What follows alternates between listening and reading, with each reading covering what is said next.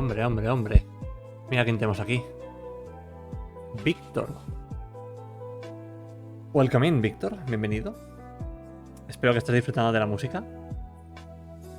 Y es que hemos hablado hace nada, entonces no es como que te puedas saludar en plan, ¡wow! ¿Cuánto tiempo, no? Hemos hablado hace nada. Ay, vamos a esperar un poco. Voy a por agua y ahora vuelvo.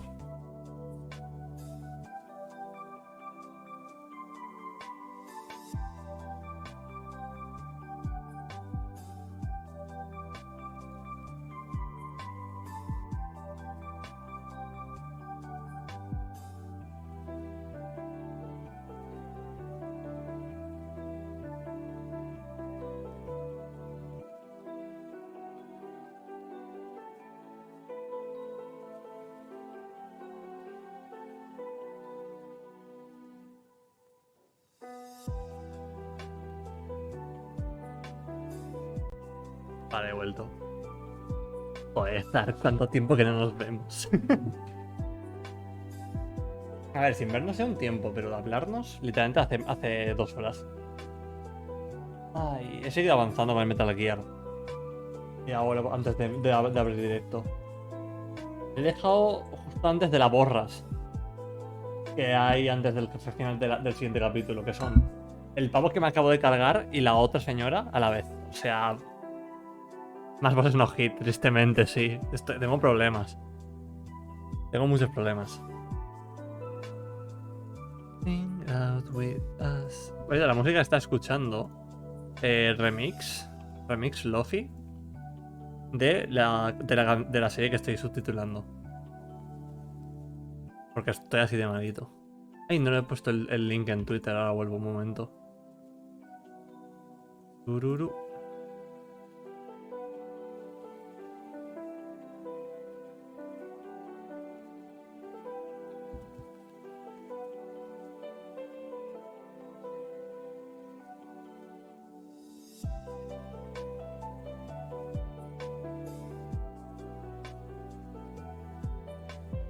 Por algún motivo, en vez de Twitter sale como que estoy jugando Night in the Woods, pero me la estoy jugando a Greatest Attorney. Curioso. Quizá está un poco alto el volumen de esto. A ver, mejor. Es que yo lo que quiero es que suene potente. Porque creo que al final luego en los directos, los juegos se escuchan muy mal. Dark on course for a new Greatest Attorney run. I mean, technically, it is possible if you just don't mess up in any of the cases, you know? So, you could always do that, but that's like memorizing what needs to be done. It's not. Welcome in Empirical Woodland. I was talking with Victor that I've been playing Metal Gear Rising a lot, and he has heard me suffer in Discord calls. And I've been trying to get the highest grade in each level, and you need to do some parts in no hit. So that's been fun. Yeah, it's been quite entertaining. I have to say. Just right now, like a couple hours ago, I beat a boss that was like, oh, so hard. But it felt good, which is the main point of this. If I wasn't having fun, I wouldn't be doing it. But yeah, that's basically it. Welcome in Empirical Woodland. I hope you're having a wonderful day. And let us jump right into the game, shall we? Now, last time, where we were... There we go. Last time we were...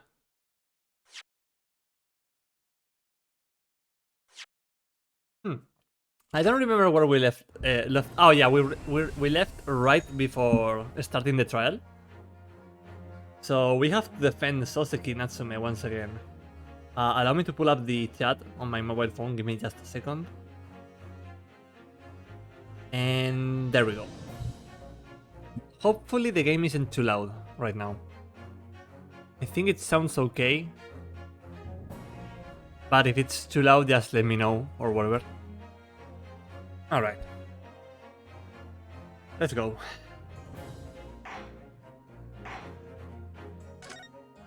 The Memoirs of the Clouded Kokoro.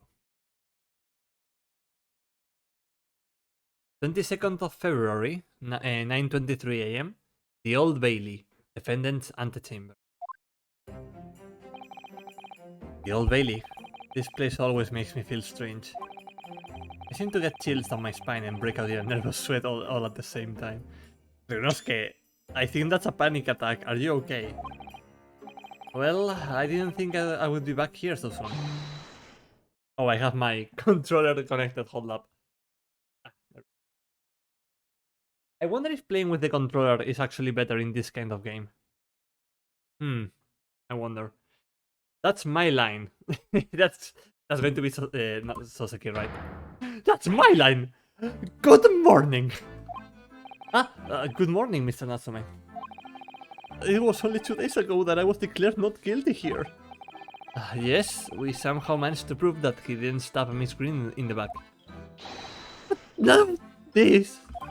Another morning, another murder. And here I am again in this hellhole. Can't keep coming to court. I'm beginning to think that he's right. It really does seem as though he is cursed. Mr. Naruhodo, I'm afraid I have bad news. Oh! Natsume? Good morning. Yes, morning. So, here we are again. Ah, shit, here we go again. Yes, again.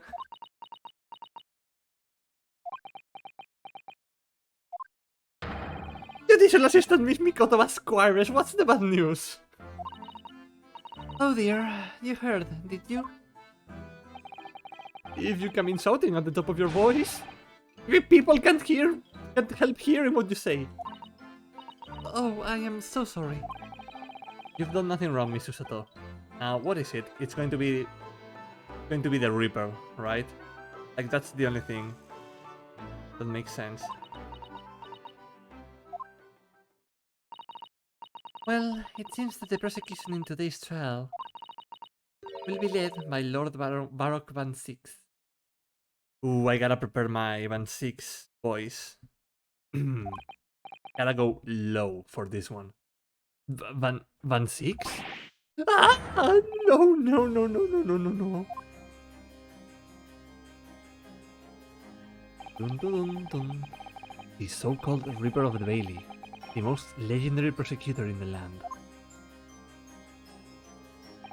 And also a very attractive vampire. Like, this man is a Dracula in disguise. The trial 2 days ago, he pursued Saseki-san and I relentlessly. Of course, by the skin of our teeth, managed to pull through, but still.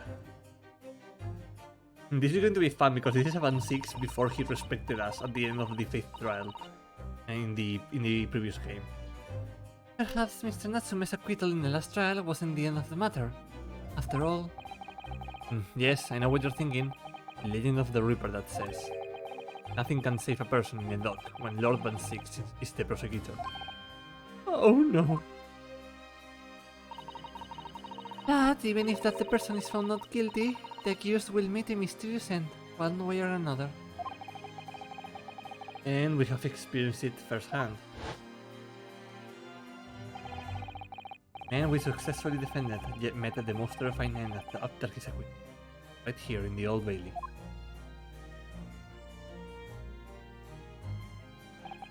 Ah! Do I have to put up with those ice cold eyes pouring into my soul again? Cursed by evil spirits and now by the Reaper. Pair of petrifying perils, potentially. Well, if it's potentially, at least you appear to have hope, Mr. Natsume. Locum student Mr. Naruhodo Squire. Yes? I'm innocent. You have to believe me. You, more than anyone now. Don't worry. I'll be your steadfast ally every step of the way in this battle. I promise. And this promises to be a hard battle, I fear. It's only the second case, Ryunosuke. Calm down. It's going to be just a calm down, okay? Relax. Well, the trial is scheduled to begin shortly. We should move into the courtroom. So how are you holding up the heat? Quite good, actually. Yesterday was a scorcher, but today temperature dropped again at the night. So we are at a very cool degrees right now, 27. And I can handle that. Anything above 28 it starts to be a problem. And if necessary, I can always turn on my fan or my AC. So far so good. We're handling ourselves more or less. How are you holding up? Because like as we talked about this previously in another stream, but like Britain is not, the UK is not made for heat. We're at 19 degrees Celsius and I am suffering. Ooh no. Hey, 19 Celsius would be understandable here. Would be like, okay, we can deal with this.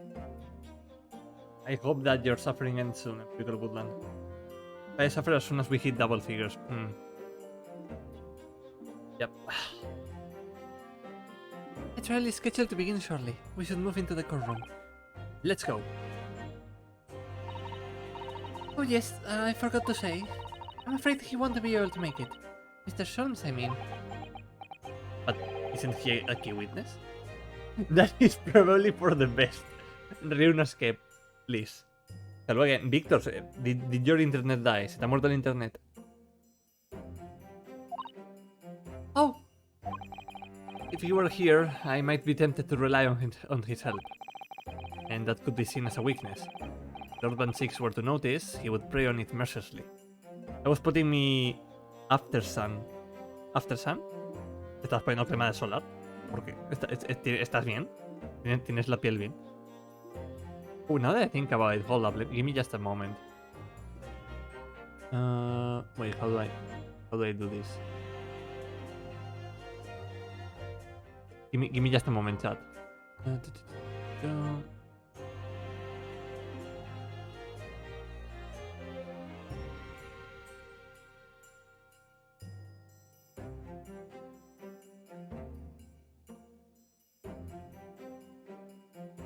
There we go. Now everything is okay. And that could be sense of weakness, we've already read this.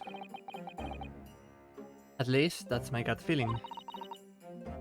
Naruhodo. You're right. Yes, you're so right. Yesterday I had some time in the pool and you came back with a sunburst. Ooh, a sunburn. Oof. Take care of that, please. Like, we don't want anything nasty happening in there. Sí, una quemadura, sí, y sunburn, sí. You're right. Yes, you're so right. Oh, well said, locum student, Mr. Naruhodo Esquire. Well said.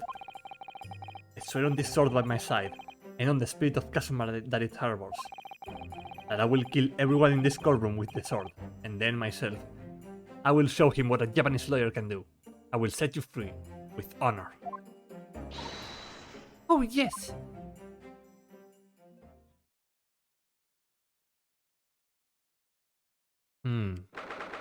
H2O, my beloved. 22nd of February, 9:40 a.m. The Old Bailey courtroom. Okay, 4 out of the 6 jurors are already people we know. There are only 60 people living in London. Change my mind. There's like no one else in here. They keep recycling through the same jurors every time. Oh god, the judge voice. In the name of Her Majesty the Queen, I hereby declare this court to be in session. I now call upon the counsels for the prosecution and defense to declare their willingness to proceed. The prosecution is ready. The defense is ready, my lord. Readiness for the trial, my lord Niboni's friend.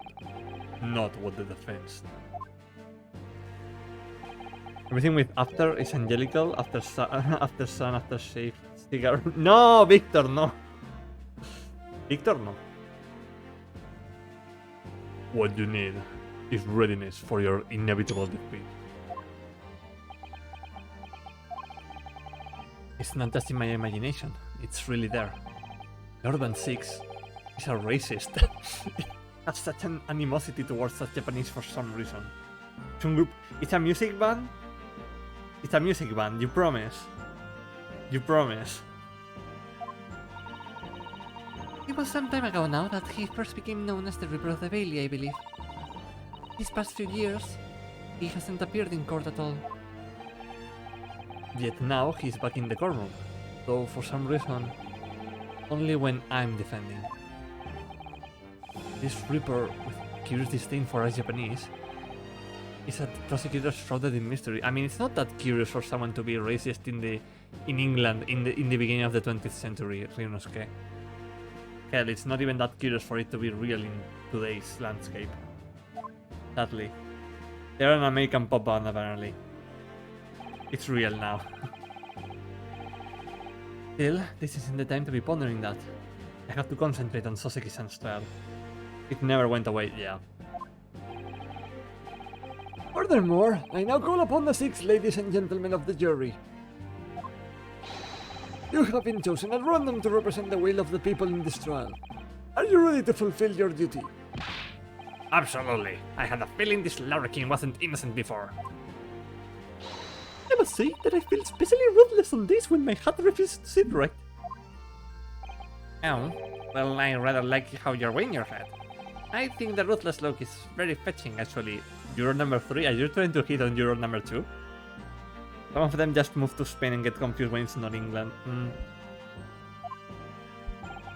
Oh, I need to be somewhere at 10 o'clock. I have a very important meeting. Let's make this quick. That's... I mean, last time we had a rich British lady in the court. She was a murderer. I couldn't agree more. I need to head home 5 bob tonight, or the missus will go through the roof. Oh, may the Lord show us all the life here and lead his flock to a righteous verdict. Is he a priest now? Hold up, this juror is the surgeon. Did he change his profession from surgeon to pastor?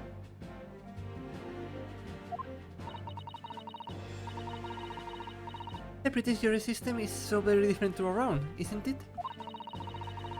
It's quite extraordinary to think that the power of judgment is in the hands of 6 members of the public. And that the judge can only pass sentence when all jurors are in agreement about the defendant's guilt.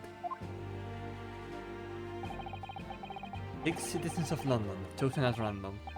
Or at least, that's the idea. No, they keep... The same ones keep popping up. This is not random.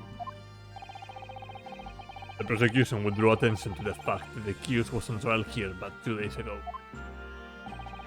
Accordingly, where possible, the same jurors have been asked to return for duty today. Oh yeah. Yeah, okay. Very well then, let us commence the trial. Lord Van Six, your opening statement, please.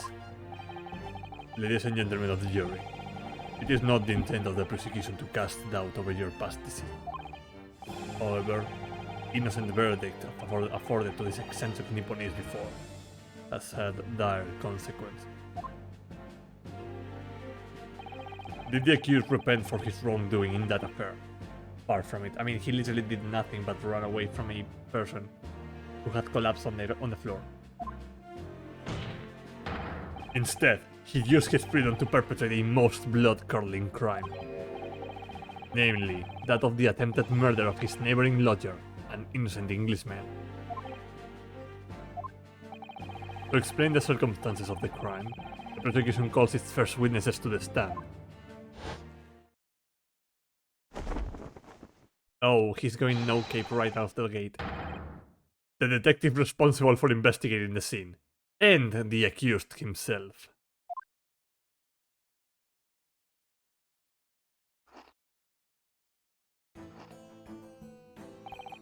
Witnesses, your names and occupations, please. Yes, sir. Tobias Gregson, Detective Inspector at Scotland Yard's Homicide Division. Oh, Soseki Natsume from the Empire of Japan.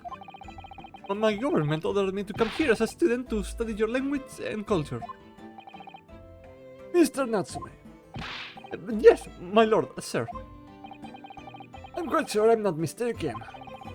That you swore an oath never to set foot in my courtroom again. Oh no. I remember it as if it were yesterday. I mean, it was yesterday. The day before, in fact, my lord. But close enough.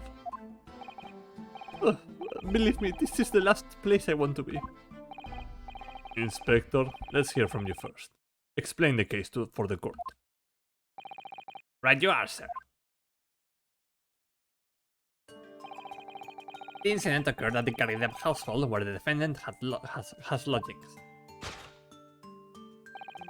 In the ground floor room of the victim, Mr. William Shakespeare.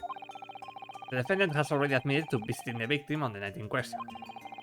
Mr. Shakespeare collapsed in his room as a result of poisoning by strychnine? Strychnine? I'm going to say strychnine. He was found the following morning when the landlord, suspecting something was wrong, broke down the door.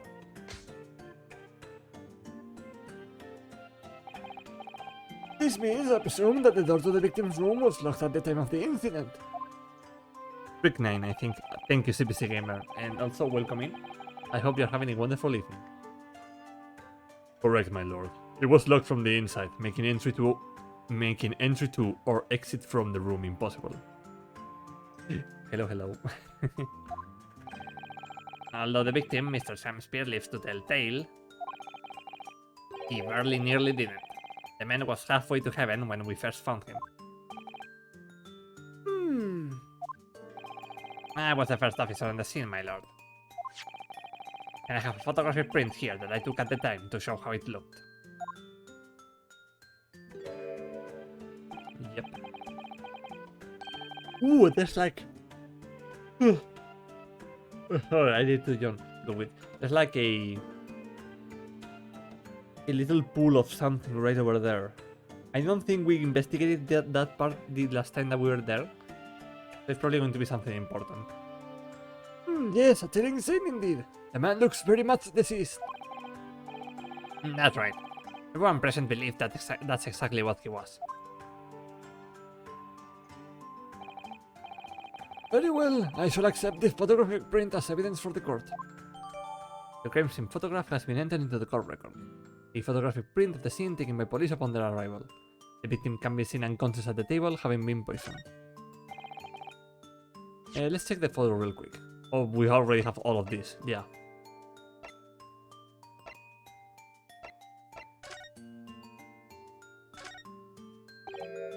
Oh. What is it, Mr. Naruhodo? This bar of soap. When we first found it, I could have sworn, yeah, there was like something here. There was some sort of round disc in this depression just here. You read this one? Yes, you're right. I remember it too. But now the depression is completely empty. Where could the disc have gone? Alright, so that's weird. We just lost important details of the case. Right? Now then, Mr. Natsume. Oh, yes. As the defendant, do you have anything to say at this juncture? I think this is one of the few cases where they're actually letting the defendant speak for themselves first. They're haunted. Haunted by evil spirits. Good gracious, what's haunted? My lodgings! There has been a whole series of strange happenings in my lodgings. The tenant before me died in mysterious circumstances. A woman was stabbed by no one in the street outside. My neighbor was poisoned. And me? What about me? I've been nearly killed countless times. Killed, Mr. Natsume? How? Even on that fateful night it happened.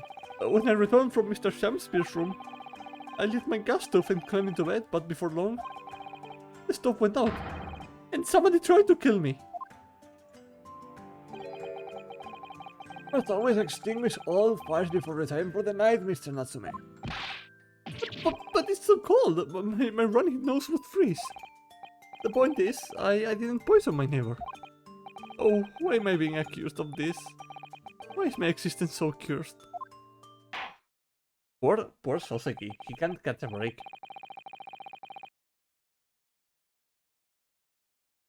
Alright. Thank you, witnesses. I believe I have a reasonably clear picture of events. If I could raise one more point, my lord. One more conclusive point. Conclusive? Go on. Fortunately, the victim, Mr. Samspear, has regained consciousness after his ordeal. He has named the true culprit. The poison consumed by the victim was administered in a cup of tea that he drank on the night in question. Tea, my lord, that was brought to the victim's room by the accused. The accused? Good grief. This voice, the judge's voice is like really hard on me. Order! Order! Yes, that is the crux of this whole case. If Saseki-san is innocent, then why? Why has the victim accused him? Well, Mr. Natsume, what have you to say to this accusation? That evening, yes. I did take some freshly brewed tea with me when I visited Mr. Shamspear's room as a gift. The public water pump outside always freezes at night, so I bought bottled water especially to make it. And this is the result! Never will I touch tea again, never! The public pump was frozen, you say? That's not information we have heard before. That will do, thank you. Now, according to our laws, the defense must have the opportunity to cross-examine witnesses at least once. Therefore, I call upon these witnesses now for a formal testimony. I presume the prosecution has no objection. None whatsoever, my lord. Okay, it's been like a couple of minutes and Van Six hasn't brought out the wine just yet. We're safe for the moment. Good. Then you will give your account of the events on the night in question to the court now. Yes, my lord!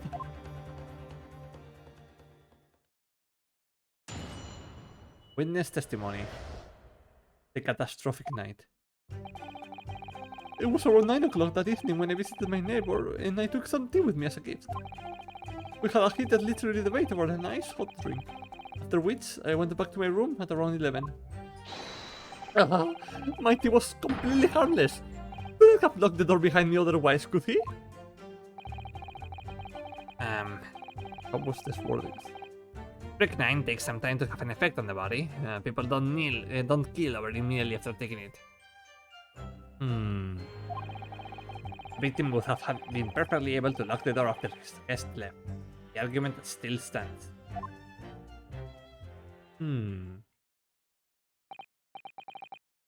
Yes, I see. It all seems relatively straightforward. Excuse me, but that testimony does raise one rather crucial point, I think. Mr. Natsume claims his tea to have been harmless. Presumably, though, teacups have been examined for traces of the poison, haven't they? That's true. Why didn't I think of that? Because you are a himbo, Rinosuke. Well, you're not that strong, so you're not really a himbo. You're just a bit dumb, in general. Well, as it happens, no. We haven't been able to. Did I hear you correctly, Inspector? Scotland Yard has failed to examine the suspect substance? How could you have overlooked something so important? Rinosuke, my dude, you literally overlooked it at the same time. Isn't that the first thing you should have done? My learned Nipponish friend is falsely incensed. The inspector said Scotland Yard was unable to examine the tea. Not that it was overlooked. Unable? Why? It's simple enough. There was none left. Not a drop. Someone must have been very thirsty indeed. With current scientific techniques, not possible to test for poison under such circumstances. We only need a drop. That one drop does actually have to exist, funnily enough. The lack of examination notwithstanding. I always appreciate this lad with a cone full of chips. Yeah, he's okay. Even though he's a cop, he's rather okay. He did try to scam us in the 5th trial of the last game. Yeah, he's got fish in there too. He's like the perfect. He has developed the infinite fish and chips technique. It appears nothing other than the tip past the victim's lips on the night in question.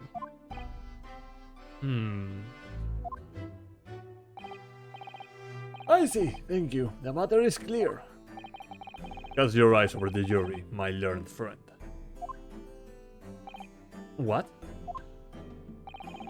You can see it in their faces, I'm sure. The recognition of the accused's guilt. Your client's fate is all but sealed. In mere moments from now, you will lose, and your compatriot will be damned for all eternity. Right. I can feel all 6 of the jurors looking daggers at me. But I can't let them beat me down. I won't. Counsel for the defense, proceed with your cross-examination. Yes, my lord. Here we go. Catastrophic night. Around 9 o'clock. Hold it! Were you and your neighbor good friends then? No! We weren't friends. Not at all. Not at all. And also it's in a newspaper. That's how you know it's the good stuff. Never, ever. A simple no would have sufficed. Then, why did you decide to pay him a visit? Mr. Shakespeare fancies himself as having great literary knowledge. As a fellow scholar of English literature, we find much to talk about together. Come now, no Nipponese could understand the finer points of English literature. Okay, that's just straight up racist, Fan 6. Holy shit. And on the night in question, that was the topic of the conversation as well, I presume.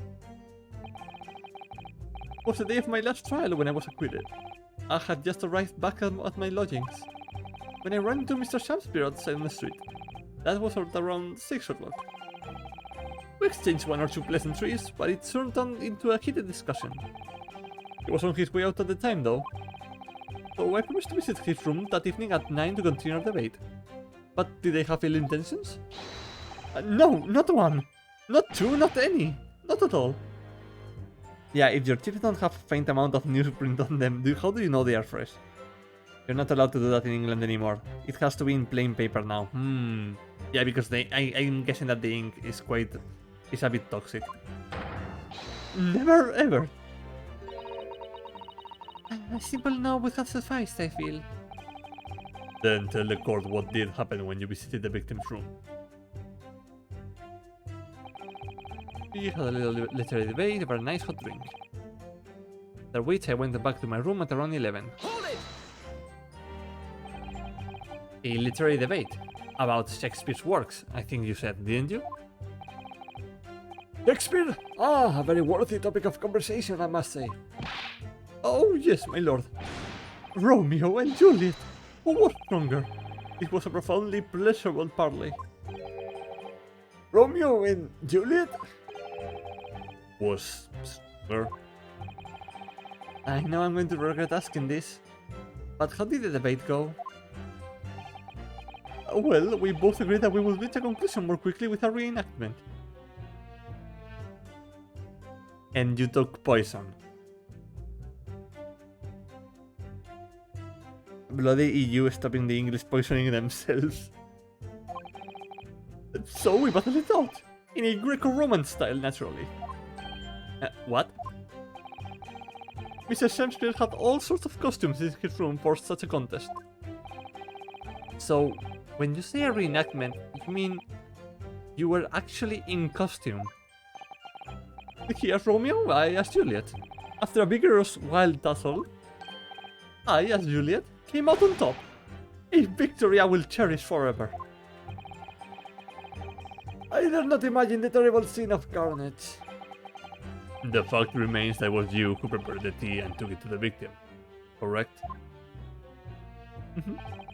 I boiled the water in my room and made a pot to take with me. I had heard that he was too poor to have tea himself, you see. It's true. There was no sign of any tea leaves in the men's room. I wanted to do something nice. To be friendly. So why is everyone looking at me with such suspicion? My tea was harmless, of course it was. We decided to forgo the costumes and wrestle in the nude, you know, in the traditional Greco-Roman style. Oh, could you imagine? And do you have any basis for that statement, witness? No, My tea was completely harmless. He couldn't have locked the door behind me otherwise, could he? Hold it! Yes, there was not a drop of tea left in the victim's room anywhere, was there? That's correct. Anyone would think the fellow had never had a pot of tea before. He must have licked it dry. It is a pity, because one drop is all we would have needed to analyze it for poison. And you say that you returned home to your room at 11 o'clock, Mr. Natsume. yes, definitely. By heaven and earth, I saw it. The landlord was able to verify that, as it happens. He confirmed that the defendant went back to his room at 11 that night. And how is the landlord able to attest to this? He, said it was the lamps, I believe. The lamps, Inspector? When Dennis returned to the rooms and started using gas, the lamps in the other parts of the house flickered. Yes, Mr. Gaideb seems to pay a lot of attention to the comings and goings of his tenants. There's only one key to Mr. Shamspeare's room. I know that for certain. So he must have locked the door himself. From inside his room. The victim has confirmed that to be the case, yes. And so I'm right, my tea was harmless, completely harmless. If you take poison, you die. Everyone knows that. Well, I mean, there's different kinds of poison that could only do, like, paralyzing and stuff. It's not that simple, I'm afraid. Oh, what do you mean? Strychnine takes some time to have an effect on the body. People don't keel over immediately after taking it. Hold it! How long does it take for symptoms to appear then? According to the coroner I was speaking to at the yard, about 30 minutes after the poison has been consumed. Then the victim suffers violent convulsions, cramping, and stiffness, and eventually dies from asphyxiation. So there is a 30-minute interval between when the poison is ingested and the onset of symptoms. There seem to be a lot of different types of poison in the world, that's for sure. Oh dear, death by poisoning again. It's always so awful. 30 minutes is a long time. Certainly long enough for the victim to have locked the door behind the accused after he left. You can't deny that. And it further degrades Soseki-san's alibi. I have the medical report from the doctor who examined the victim here, my lord. That's not correct. Strychnine is rat poison. It kills by causing internal bleed. I mean, I don't really know. I mean, Japanese wrote this game. Or maybe, like, I wonder if the poison was chosen by the original Japanese team or if it was a mistranslation by the localization team. That would have been curious to check. It spells it out, really. The accused is the only person who could have done it. Very well, the court will add this report to the court record as evidence. The victim's medical report has been entered into the court record. Oh yes, I see it here. Delayed onset of symptoms. Let's take a look at it ourselves. Victim, William Shakespeare, 31. Cause of coma. Ingestion of a small quantity of strychnine. Toxic effects present 30 minutes after ingestion. Probably localization, but it's a well-known thing for anyone that has read murder mysteries. High likelihood of the substance having been mixed with the tea the victim was drinking, but no sample could be obtained for testing. Then how do you know it was this type of venom? Or poison? Investigative conclusions. The poisoning incident occurred at around 1:30 a.m. on the 21st of February. Tests from the victim's pocket watch that appears to have broken when the man collapsed after the delayed onset of symptoms.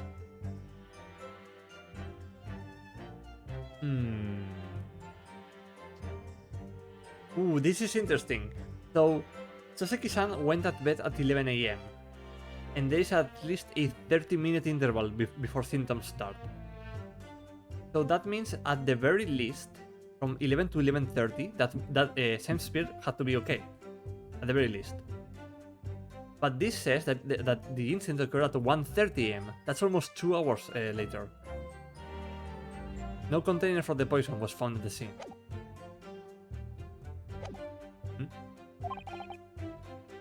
Great. The victim would have been perfectly able to lock the door after his guest left. The argument still stands. Hold it! The argument still stands, do you say? This is what Mr. Natsume has been saying, isn't it? Pair of them drank together that night, so if there was poison in it, the victim wouldn't have been able to lock the door after the accused left later on. Exactly!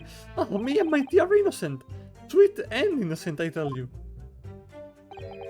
I'm afraid, sir, that doesn't follow. You see, strychnine is a slow-acting poison. First, it takes time for symptoms to appear. So you could have left the room up to 30 minutes after the victim drank the tea. As long as you did that, Time Spirit could have locked the door after you had gone. But no! We drank the tea straight away. The battle over whether Romeo or Juliet was stronger, that came after the tea. Do you have any evidence to support that statement? In my great homeland, the Empire of Japan, we have a saying. Drink tea while it's hot. Sure, a proverb will satisfy their prosecution. I'm afraid there's no conclusive proof to support the defendant's assertion. On the contrary, there are sufficient grounds to infer his guilt in this matter. No! That's the extent of their testimony, is it? If I could voice a personal opinion, Mr. Naruhodo. Of course, go ahead. Natsume is arguing for his innocence so adamantly and so persistently. Yet, Inspector Gregson just pushes what he says aside. It's really quite infuriating. I agree. So, we need to find an inconsistency in what the inspector is saying, I think. I'm afraid so. As things stand, the jurors are sure to find Mr. Natsume guilty. I see it. What we need to focus on is the poison in the tea. Let's listen carefully to the testimony again. Yes. Okay.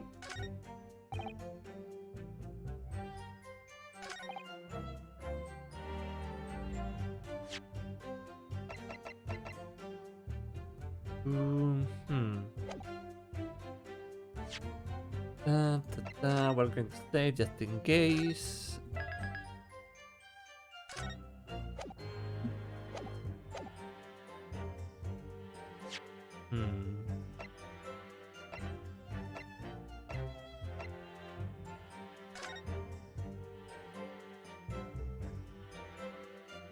All right. Objection! There it is. The argument still stands, you say? I think not, Inspector. Come again. I think you will find that you have overlooked a very significant chronological inconsistency here. A chrono what? What are you on about? According to this report, the victim must have consumed the poison at around 1:30 in the morning, and yet the defendant, Mr. Natsume, left the victim's room at 11. Ah! Yes, that's right. There is more than 2 hours of missing time there. No. In other words, if there was poison in the tea that Mr. Natsume brought to the victim's room, how could the victim have fallen ill to it 2.5 full hours after the defendant left? Ah! Why is Natsume surprised? Like, we're arguing for you. Calm down. The defense's argument is entirely reasonable. How do you respond, Lord Van Six? Oh, he brought the wine. Get ready for this.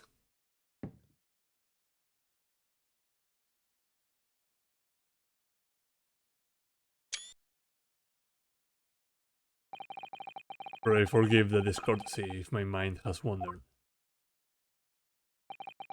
I was considering what cuisine would best complement the contents of my hallowed chalice this night. How could it have happened, you ask? I do hate to shatter illusions, but my Nipponese friend appears to be chasing a phantom idea. A phantom?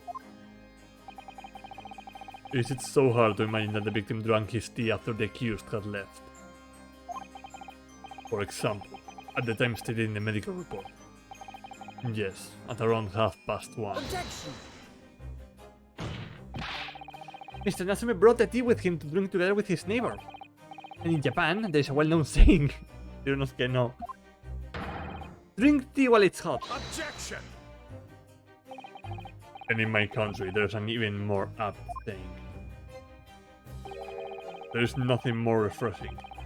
Cold tea. The point is, if there was such a long gap, there may be other ways to explain how the victim came to be poisoned. Other possibilities. What sort of possibilities, Counsel? Oh. Yeah, we got there. We got caught. For example, the man could have had another visitor. Another visitor? That's a very bold assertion, my learned friend. From someone who has nothing to substantiate it. Or the victim could have taken the poison of his own volition. This voice is hard on me. Hold up. Alright. You suggest this may have been a suicide, Counsel? Objection! Mr. Shamspeare has categorically denied suicide. The idea can and must be discounted. Objection! Oh no. But he could be lying.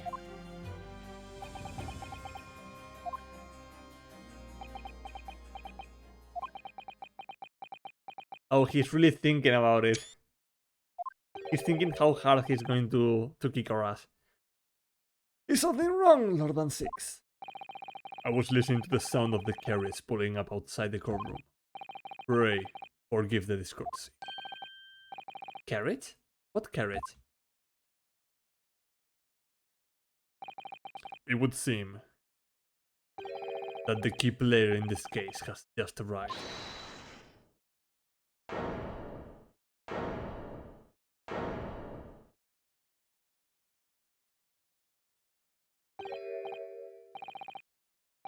Out, brief candle, life's but a walking shadow. A poor player that struts and frets his hour upon the stage and then is heard no more.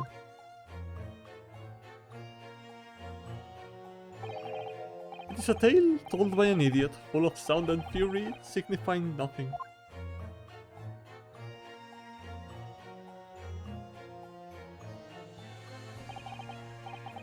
Who, sir, are you?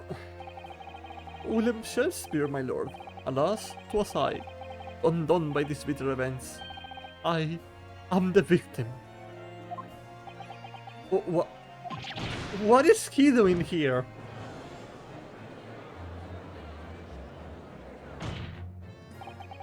The prosecution seeks to call this gentleman to the stand.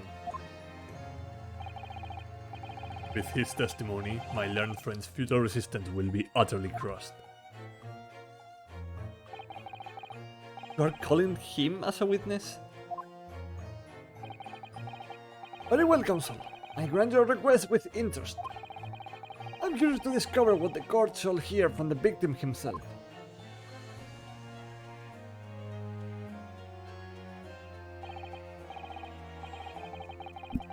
Sorry. Happy am I, Shamspear, to regale thee with my tale of woe, my lord. But I still have my own tale to tell. My own tale of worse woe. I can regale the court with the tale of my perfect innocence in perfect English. That will do, Mr. Natsume. Let the court now hear from the victim. I need to think of a better voice for this guy. Oh, who are you? Alright, so that's Mr. Shakespeare. But who's that other man besides him? This character looks like a Professor Layton NPC. Yes, I feel sure that we have caught a glimpse of that man before. State your names and occupations for the court, please, witnesses. A writer of words so sweet they do scent the breeze. An inventor of ideas so profound they compose the earth. The unrivaled poet, the unmatched scribe, William Shakespeare. Were the great bard to be recalled to life anew? Lo, what a magnificent man! My good fellows, I am he who ponders such a miracle. William Shakespeare. Oh, the name's Mitterman. Adron B. Mitterman. I work for the Altamont Gas Company, East End branch office. Ah, I remember now. It was yesterday on Briar Road. Oh yes, she's right, it's him. Oh, what is this? What is that man doing over there? He looks like he's trying to see into Sasaki-san's lodgings. Is something wrong, Mr. Naruto? Excuse me, could we have a word? Oh, He looks like a bee. Like with the yellow suit and the striped bag that he's carrying around, he looks like a bee. Yes, we spotted him outside Mr. Gaidep's house that morning. And he's a gas company employee? What does he have to do with this case? Oh, Mr. William Shakespeare. You are the victim in this miserable affair, correct? Oh, heaven, oh, hell, do you command me to remember? That sweet poison that didst cross me and cross mine innocent lips. I subpoenaed him for the trial, with his doctor's permission, naturally. Hearing the testimony of the agreed will remove any room for doubt from the jurors' minds, I'm sure. Behold, you have only to rearrange the letters of my name to see that me is a seraph, an angel indeed. Thus be I noble of mind, sweet of nature and verily honest of heart, as all heavenly angels be. Can we choke him? Can we please choke the life out of him? Because I'm getting very tired of this style of speaking. Because there isn't a less contrived meaning in your name. No, not at all. the jurors seem to be very moved by this man, I'm afraid. They're actually taking this Seraph anagram idea seriously? Oh no, oh no. Okay, chat, do we think that this guy poisoned himself only slightly just to get in the news that he was a victim of poisoning and get rich that way? Because then he would have more attention and then he would be in more place. Is that what's going to be happening here? Thank you, witnesses, for your limiting introductions. But my lord, what's the man next to Mr. Shakespeare doing here? The gas man, I think. I mean. Oh, what? Me? Well now. Allow me to enlighten my learned friend. You recall, I presumed, your earlier impertinence. When you suggested that the victim had another visitor to his room on the night in question. And moreover, that the victim is a compulsive liar. What? No, I didn't quite say that. This young chinstroker is here to controvert your wild claims. Exclusively. Is that not so, Mr. Meterman? Meterman. Because he controls the meters of gas. Man, the naming scheme in these games is always so full of life and so much humor indeed. Hang on, no, I'm just here. I hereby call you for your formal testimonies. You will tell the court as lucidly as possible what happened on the night in question. One may smile and smile and be a villain. Yes, it does pain me, but let the truth be spoken. The truth of that wintry night of my discontent.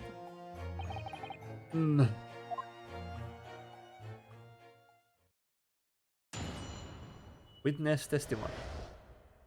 Wintry night of my discontent. There's no lay about. I never did come in the evening bearing a gift of tea. But merry, bitter was his drink. And when he left, I did fall prostrate on my table. It was the tea alone did pass my lips that late hour, not else. I was outside this bloke's window in the freezing cold all night, keeping an eye on his room. No one else visited his room but that short little roundback Eastern fellow. Wait, what did you say? You were keeping an eye on Mr. Samspear's room all night? That's right. Of course, the bloke's window is all but blocked up, isn't it? But there's a little gap in the bricks where you can see into the room. So I spent the night trying to keep my teeth from chattering as I peered into that. The question is, sir, why? Well now, that's because he's on my list. What a piece of work is a man. Wherefore wouldst thou not stare in wonderment? What are you talking about? This buzzing busybody hath not part in this play. I pray thee, pay him no heed. Make no more ado about his tedious words. What did you say about me? Look, he's like a bee. Like a worker bee. Calm yourself. This court is called... Sorry, Tad. This court is concerned with what happened on the night in question. Nothing more. Indeed, that is so.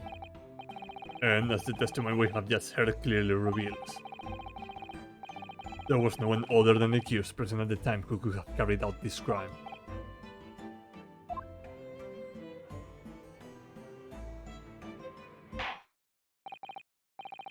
Well, I believe this may be the final testimony of the trial. Oh my god, that's so quick. No, counsel. The defense may proceed with the cross-examination. Yes, my lord. Here we go again. Wintry night of my discontent. Hold it! To be clear, by neighbor, you are referring to the defendant, Mr. Natsume. Oh, indeed, sire. Perchance would that was that I called him the man from upstairs. And at what time did the mustachioed Moniz visit you in your room? Our meeting was promised for the hour of 9. And lo did he come to tender a gift of fragrant tea. Details which are in accordance with the defendant's own testimony. Yes. And we were brewed in such a literary debate as history hath not seen before. By which I presume he means... A discussion about who was the stronger, Romeo or Juliet? I, Shakespeare, did play the part of young Romeo, whilst my neighbor played the fair Juliet. Each of us dressed as would our characters be, to bring weight upon our merry experiment.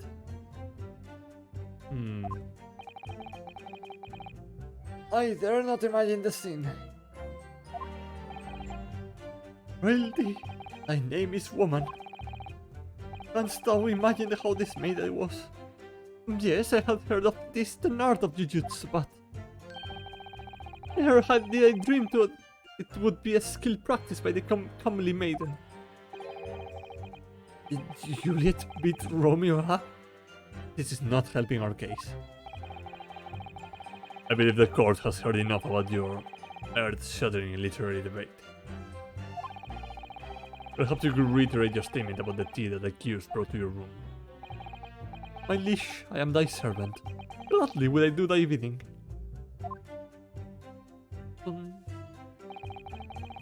Bitter was his drink. I mean, he said he was sweet. Let me stop you right there. Mr. Natsume left your room at 11 o'clock. But it wasn't that until after 2 that the poison made you collapse. That amounts to more than 3 hours of missing time. If the defendant had really put the poison into your tea, that 3-hour window of time is something you're going to have to explain. Gladly. This is an easy task. What? I did drink of the tea not while my guest is starving, but after he took leave of me. Faith, it was stone cold, but at 1 hour past midnight, barely were my lips parched. Objection! That doesn't sound normal. Nay, it is quite ordinary, sire. After all, thou wouldst recall our fish or fiery debate. Amidst such argument, there would be no time for fiery tea. Romeo and Juliet again. And who was stronger? Mr. Shemster, in summary, allow me to confirm. Did you not come here with the intention of naming your attacker? But of course, my liege. It was the stoop lower of words that did attempt to shuffle me off this mortal coil. Ugh, we all know what that means. It was the tea alone that did pass. Hold it! Oh, really? So, you didn't have any kind of evening meal? Dinner? Supper? Oh, vile luxury, fine gluttony. To eat thrice daily is but a waste of time. Sorry? I would that my belly were full. No more often than the sun doth rise. Well, most heroic eating habits, I must say. Speaking of eating, I should probably go grab something to eat because I'm starving here. I need to have my merienda. Night and day do I fill my hours with learned study of the great bard and playwright. Hence is it that there doth not be in my chamber be more than the costumes of mine art. That would appear to be the case, as even a rodent was found starved to death in your room. Now that I think about it, it's not just food that was conspicuously missing from that room, is it? I don't recall seeing a single play or script anywhere. For I have devoured them all. You have eaten them? Every word be within my skull, if thou'st imagine otherwise. Right. That wasn't misleading at all. Now, could you turn around, do you think? Which brings us to the conclusion that the only way the poison could have passed the victim's lips is in the tea. I was outside his block's window in the freezing cold all night, keeping an eye on his room. Hold it! But the windows of that house have all been filled in. A historical artifact of the now defunct window tax. Yeah, you're right there. I'll bricked up horribly. But as it happens, there's a little part of the brickwork at the bottom corner that's been opened up. Was looking in through that gap. Yes, there were a few bricks loose, weren't there? And for some strange reason, a couple of bars of soap lined up on the ledge outside as well. I don't like going around poking my chin in other people's business, especially on freezing cold nights. But them steal my orders, so that's what I'll keep doing, long as there's breath in my body.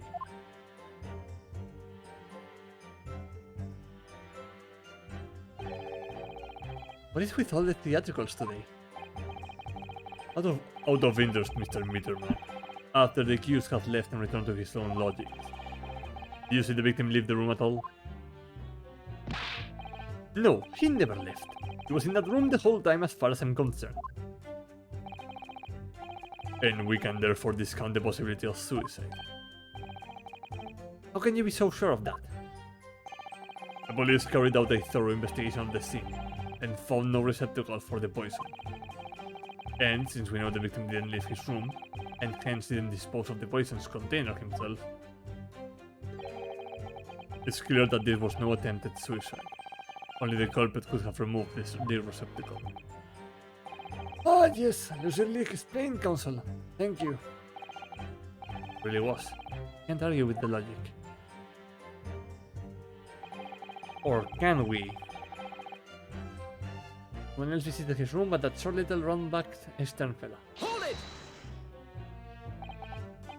You say a short little round-backed Eastern fella. So you can't be sure it was the defendant then. Objection! How many other short little round-backed Nipponese with a moustache do you think there are in London? Well, of course, it's only a narrow gap and it was quite dark, so I didn't notice the moustache. But he showed up at around 9, so I'm pretty sure of myself. And when the person you saw arrived, did he and Mr. Shakespeare drink tea together? No, sorry, I couldn't say. Why not? And because I couldn't see into the room all that well, could I? But what I did see was the silhouette of that little rounded back fella wearing a pretty dress.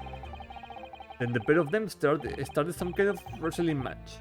I tell you, I didn't know what to make of it.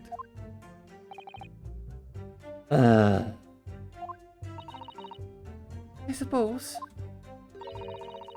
that was the Romeo and Juliet champions in battle getting underway. Why? But why though? Why would you do that? Mr. Mitterman, allow me to confirm one final time. Apart from the accused, can you state with certainty that no one else visited the victim on the night in question? No question. Go Gathman's honor.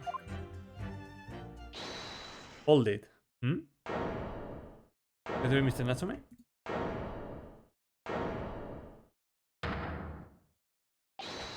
Hold it, my lord! Goodness me! Yes, Mr. Foreman? I've kept my mouth shut and listened up to now, but this has gone on long enough. Are you all with me? Yes. We do understand that you ladies and gentlemen of the jury are in agreement with one another. That you have reached an unanimous decision. Right we have. Are you all with me? Yes, Captain. Wait, no! The defense is in the middle of a cross-examination. To be honest, I was holding out a bit of hope for you, young man. Especially after you identified those few hours that followed the accused living in the victim's room. Yes, the 3 missing hours, as you put it. But in the end, what difference do they make? None, as far as I can see. And since that's now apparent, there's really no reason to delay our decision any longer. Like I was saying before, if I don't take 5 bob home with me tonight, the missus will blow her top. What is that? Sorry, I didn't quite catch what you said. Very well, let the court be apprised for your decisions. Ladies and gentlemen of the jury, you will state your leanings as to the defendant's culpability. Guilty! Guilty. Guilty. Guilty. Guilty. Guilty.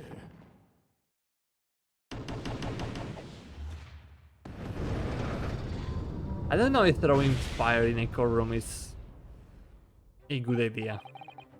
Oh, all of you? Well, it would appear that the jury is indeed unanimous. But then again, we also have Band 6 throwing wine bottles and glasses all around. And to fires as well.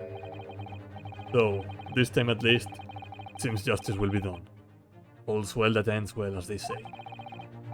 This calls for a toast, I feel. The guilty being punished.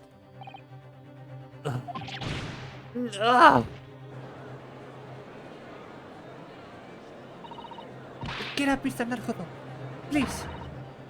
The trial isn't over yet. What do you mean, Mr. Sato? Ryunosuke, it was literally... What about the information I found in this encyclopedia of British law I have? That obscure right that belongs to the defense in these situations. Remember.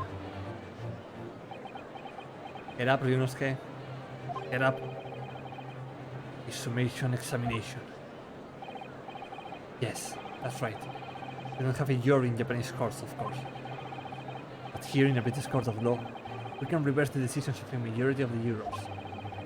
We can force the trial to continue.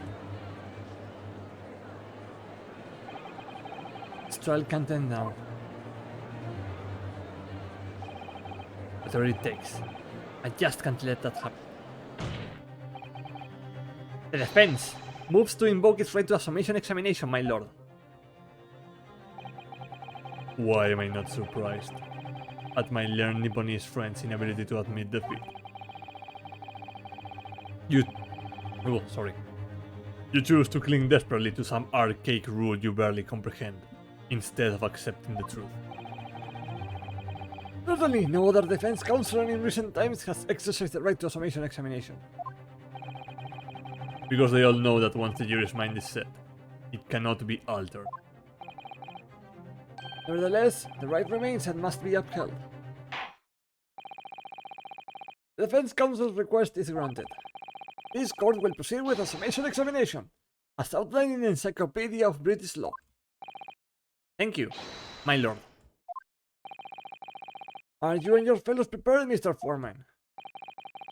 Believe me, my lord, we know all about this young lad's tenacity. And we're ready for it. Very well.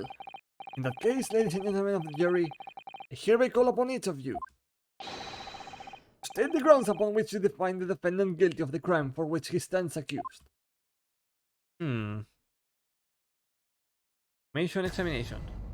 Judicial findings. Jurors' contentions. The victim may not be well off, but he's a noble man and straight up. There's no reason to doubt the man. Well, I do declare that you gentleman has no reason to lie. In fact, I think he's rather splendid. Just look at the accused by comparison. He's Japanese, or gay racist, stops all the while and has a moustache. Very fishy. There's no evidence to suggest the gangling actor is a fraudsman. For now at least. Gangling actor. Ugh, I really don't care alike. I just need this trial to end quickly. 3 hours of missing time is nothing when you reach my age, you know. Nothing at all. I knew it. Every single one of them seems completely convinced. It would seem that all the jurors have come to the conclusion that Mr. Shakespeare is a fine, upstanding, and honest citizen. If you ask me, they have all been bewitched by his strange theatrical movements. And sadly, nothing Mr. Natsume has said appears to have registered at all. Well, here goes. Let's not forget. I've pleaded with the jury on Soseki-san's behalf before I work, so you never know. Yeah, this is our very own chance. We have to do this. Before we begin, it might be an idea for me to remind you exactly how the summation examination works, Mr. Naruhodo. Oh, Well, you're still very new to British law, after all. that is true, I suppose. And Soseki-san's fate is entirely in my hands now too. There is a chance I might have forgotten some crucial detail. Perhaps I should hear Susato-san out. I wonder, did I let her talk to me through it again or not? Yeah, refresh my memory. Alright, so, if you remember, the key to changing the juror's mind is the things that they say themselves. Yes, it's coming back to me. First, it's important to listen very carefully to each juror's statement. Then, if it sounds as though one of those statements may contradict one another, have to pit the corresponding two jurors against each other to prove one or another of them wrong. Yes, that is right. In many ways, it's very similar to a normal cross-examination. Right then, all that remains now is to do it. Without further ado, please, counsel, proceed with the summation examination.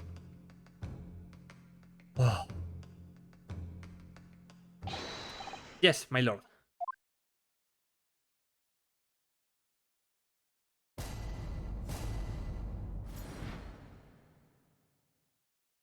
The defense's rebuttal. Dun, dun, dun, dun. Hold it! Well, there are plenty of people in London who seem noble but poor. Wouldn't some of them also be liars? Ryunosuke! I have no doubt about it, like that shaky client of yours. Absolutely not! Mr. Natsume is no liar. Look, the point is, the only thing that passed the victim's lips that night was the Japanese man's teeth. To take the gas man's testimony into account as well, Truth couldn't be any clearer. Well, that's alarmingly logical. Let me be frank here. I'm a gentleman with a gentleman's values. It turns out that old Shakespearean chum is a rotten liar after all. I would gladly change my decision about the defendant. I'm sure my fellow gentlemen on the jury would do the same. Isn't that right? Yes, perhaps. Though I don't see it happening. What is that? Elderly gent on the end here, you know. You will have to speak up. Look, I don't really care about all this nonsense. I just need this trial to be over. How many gentlemen do we actually have on the jury then? Alright, sir, I may hold you to that. Don't forget what you said. Bum, ba-dum, bum, bum, bum.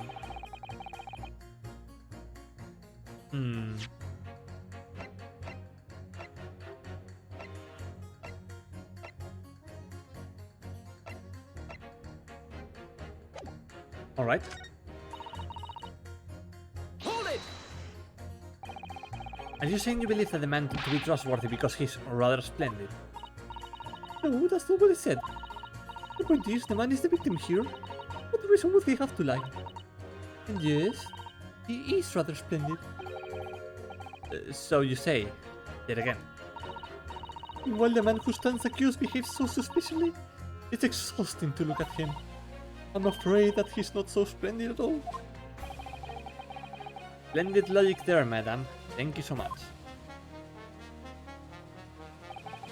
Look at the accused by comparison. He's Japanese, stoops all the well, and has a mustache. Hold it! No, not that one of those things is a reason to find the man guilty. But he is fishy. There's no point dancing around the fact. He's Japanese, he has a mustache, and he stoops. You see, you arrive at the conclusion in just 3 steps. 3 steps like waltz, in fact. You know, the more I think about it, the more in this trial seems like a dance. You seem to be severely steps ahead of yourself, though. And you're on the wrong foot. No, there is nothing but circumstantial evidence here. There is no actual proof of the defendant's guilt. The victim's version of events is backed up by what that big chin man said next to him says, isn't it? 1. He saw the Japanese man there. 2. He saw no one else. And 3. He saw the Japanese man there. Oh. That's another 3 steps. Oh, this really does seem more like a waltz, doesn't it? Right, and the prosecution will watch this way to victory if I let you speak much more. No evidence to suggest the gangling actor is a fraudman. Hold it! A fraudman? What do you mean by that, madam?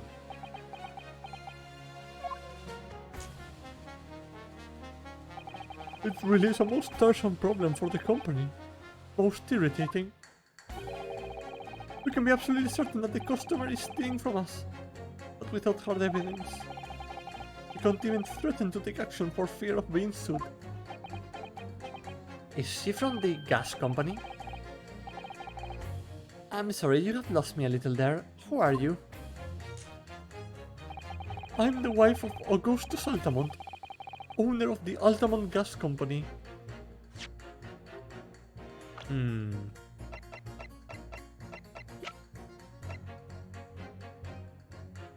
Yep, Altamont Gas. Good gracious! Altamont Gas, you say? Gas is the future of energy in this country and around the globe, but proper handling is essential. I'm sure our employee from the East End branch office would be first to agree. Absolutely, Lady Quimby. Gotta be used properly. Altamont Gas is the best in the world, of course.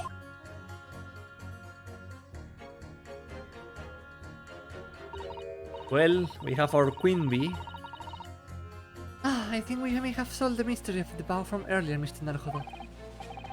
Right. He bowed in deference to his employer's wife, did he? So would I be right in assuming that the reason Mr. Man was watching what Mr. Samspear was up to in his room?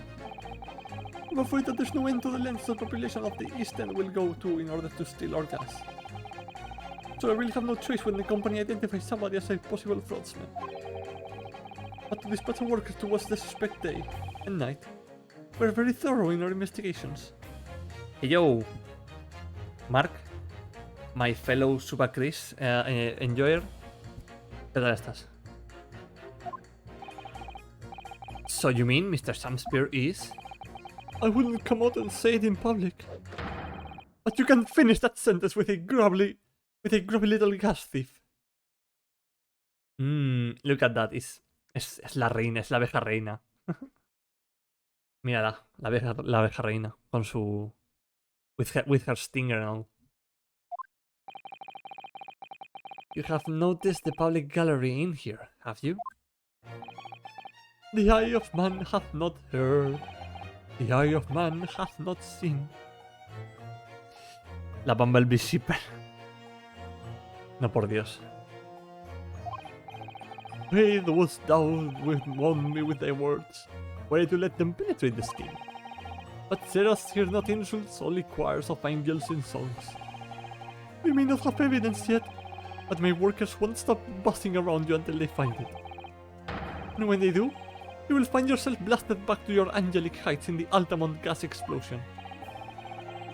So Mr. Samspear has been stealing gas. I wonder, you're number 4. If you wouldn't mind adding that information to your statement. My pleasure. Was it the bit about ripping that thief apart you enjoyed? A little before that part about abject violence, if it's not much trouble. Mark, hemos encontrado a la madre de Weiss en este mundo. Es rica, es la dueña, es la esposa de un señor que lleva una compañía, de algo importante. ¿Ah? This could be it. This could shift the balance. The victim puts on a fine performance, but in reality, it's a common thief of my company's gas. Right?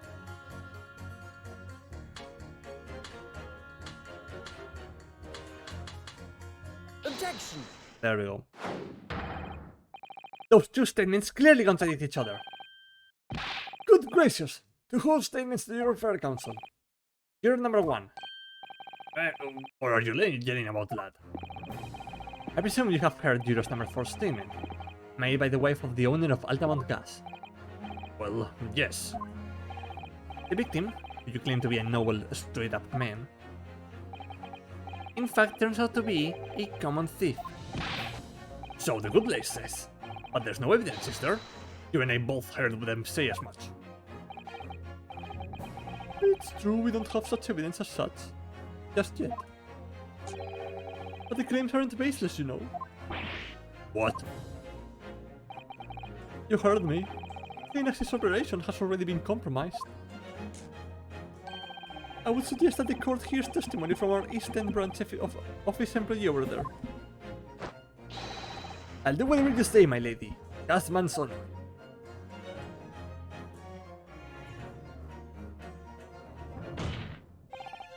You're number 1. You say you're a man of your word. If I could show that Mr. Samspear was a liar, you assured me that you will reconsider your decision about the defendant's guilt. Yes, I did say that. Man of honor, I will hold to it. As I'm sure the other gentlemen of the jury will.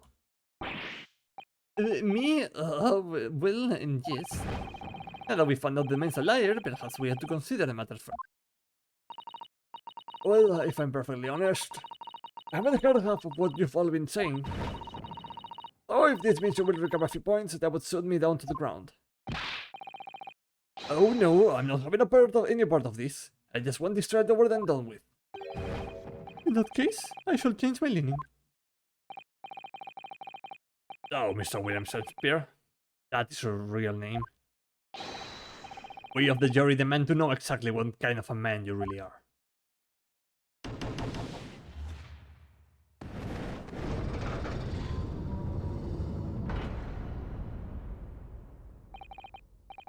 That's 4 euros. 4 for not guilty. Yes, Mr. Naruto. Victory! We did it, chat. We achieved the victory with our own hands. Order! Order! Well, this is quite extraordinary, I must say.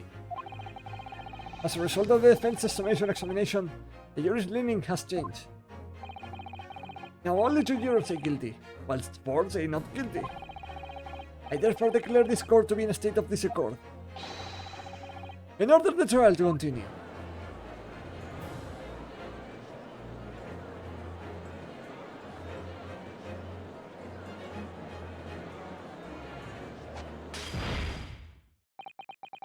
You have spoiled the bouquet, Mr. Shamspeare.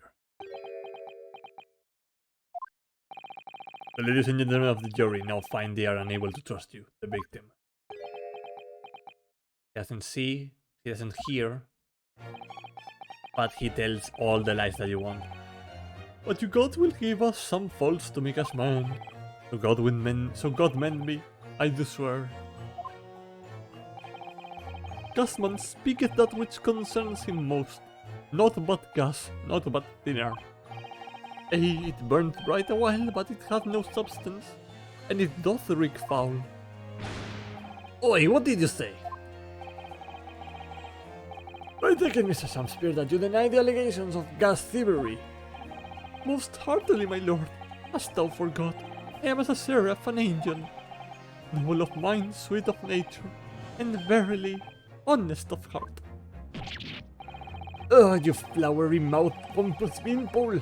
That's cause I haven't got the evidence yet. Mr. Shamspeare, if in fact you are not noble of mind, sweet of nature, or honest of heart, if you are a liar, then your testimony should have no sway in this courtroom.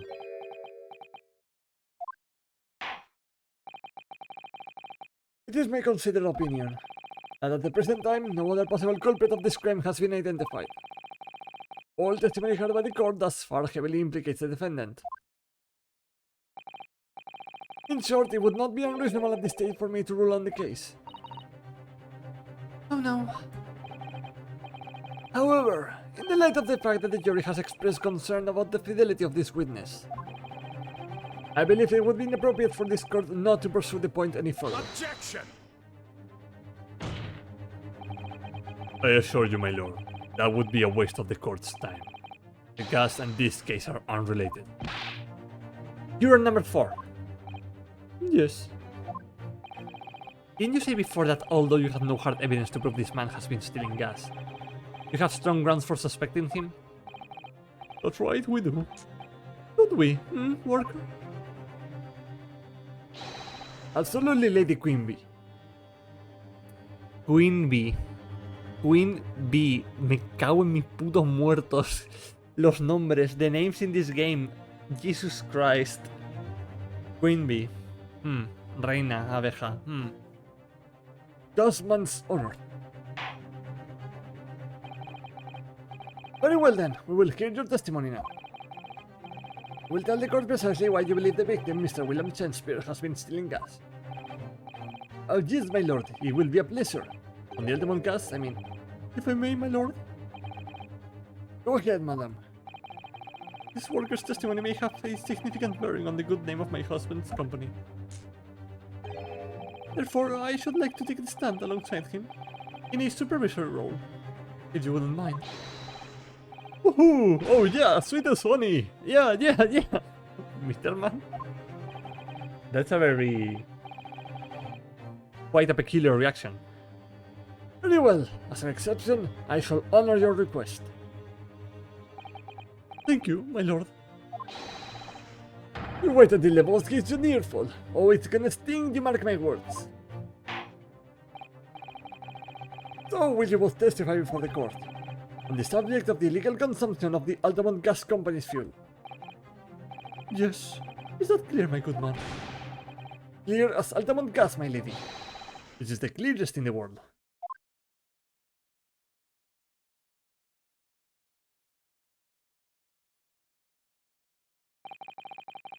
You think the gas has gone to his head, Mr. Chateau? I think the man is just a very dedicated employee, Mr. Naruhodo.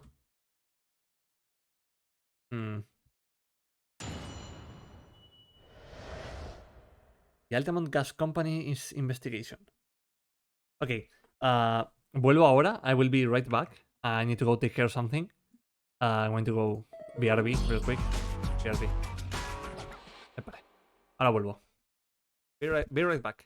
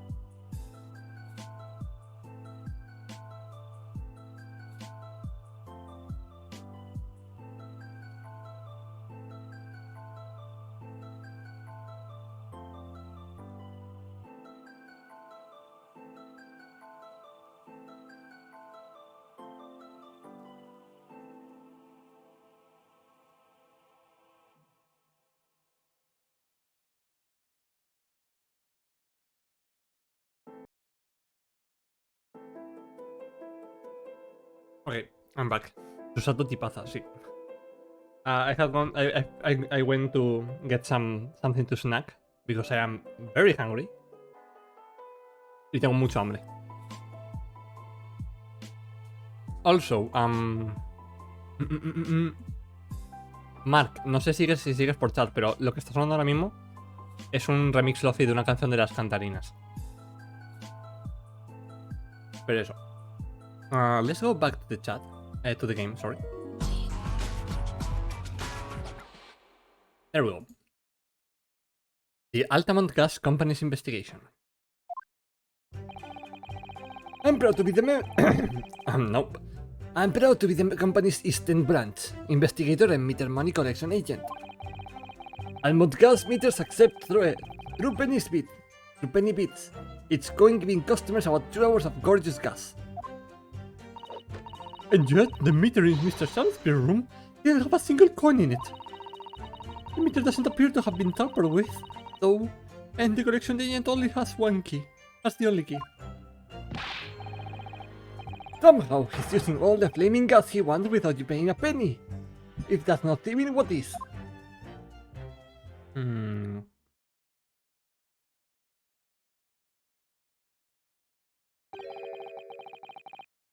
Pray forgive the discourtesy. The irrelevance of this testimony caused me to turn to my hallowed chalice. What do you mean by that remark, Lord Van Six?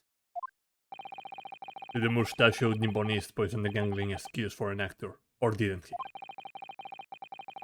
That is all that should concern this court. And yet, now we must listen to this abhorrence. Clearly, what separates the vast British Empire from your eastern island nation is more than geographical distance. Ooh. But this could turn out to be crucial testimony. The cross-examination must go ahead. Oh, he's so tired of us. Do what you will. Lord Van Six appears to be in a violent mood.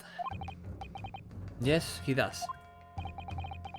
An attempt in poisoning, and an incidence of gas theft with no supporting evidence. It's true that it would appear completely unrelated at first glance. But I wonder. Truth tends to be buried in the most unusual places. And the first step in uncovering it will be to establish just who and what this man really is.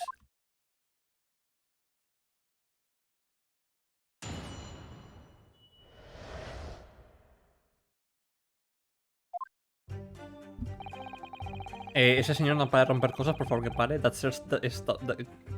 Can't stop breaking, breaking glasses. Ya, lo sé. Lo sé. Por cierto, Mark, si miras el link que he puesto encima, que está justo encima de ti, en el chat, eso es un remix lofi de una canción de las cantarinas, de las niñas cantarinas. Por si te interesa. I'm proud to be the company's and branch investigator and meter money collection agent. Hold it! So does that mean that you enter people's houses in order to empty their gas meters? That I do. I have to try to catch people when they're in. Then I ask permission to come inside and do my business. Does that mean you have been into Mr. Natsume's room before, as well as that of Mr. Samspear? No, porque me salí del stream. Un segundo. Give me just a moment, I will repost the link. Real quick. Aye. Well now, interesting that you bring that up. Because I couldn't believe how little money was in his meter. I mean, how the pair of them survived the winter is beyond me, it really is. Knowing Mr. Natsume, he probably spends all his gas money on books. Then, when he's finished reading them, he probably burns them for warmth. You will kindly reiterate your statement about the gas meter themselves, Mr. Meterman.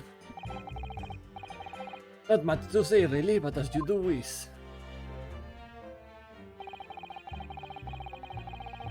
True penny bits.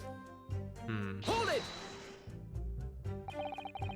So, all London houses that have a gas supply are fitted with these gas meters, are they? They're the latest model, the height of technology, developed by our company, Altamont Gas. And anyone who uses our gas will have one of these meters in their property, yes. So, if a 3-pence coin gives you 2 hours of gas, most people would use about 3 coins in a night? A bit more than usual, Than that usually. If they have both gas lights and a gas stove, that is. Thinking about it, Saseki-san doesn't have a fireplace in that room of his, does he? Some people still choose to use candles, of course, and only have gas for heating.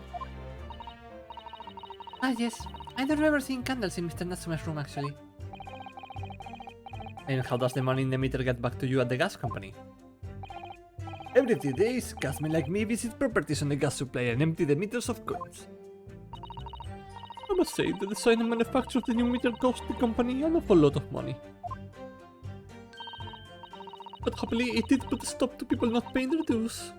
For the most part. Ah, because they have to pay in advance, you mean? Yes, exactly right.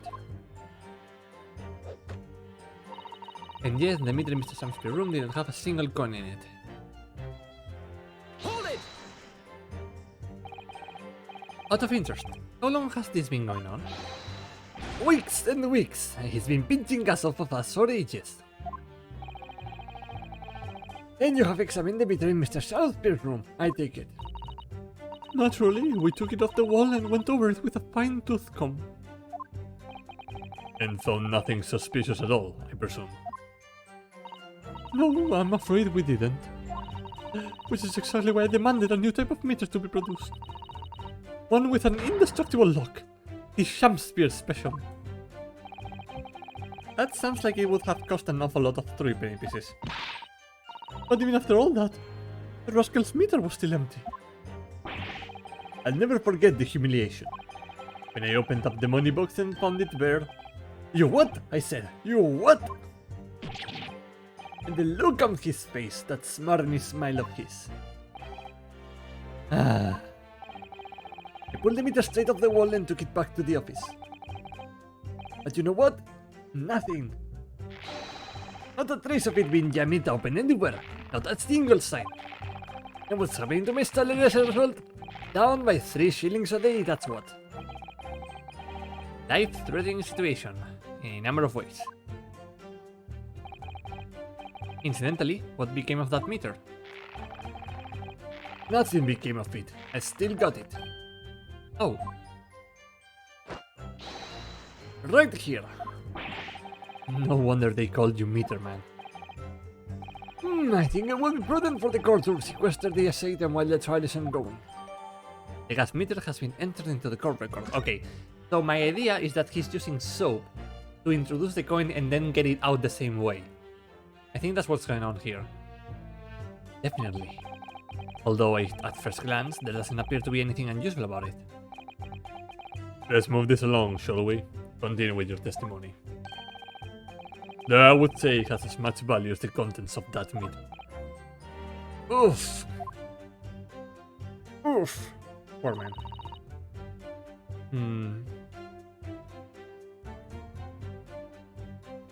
I want to examine the meter.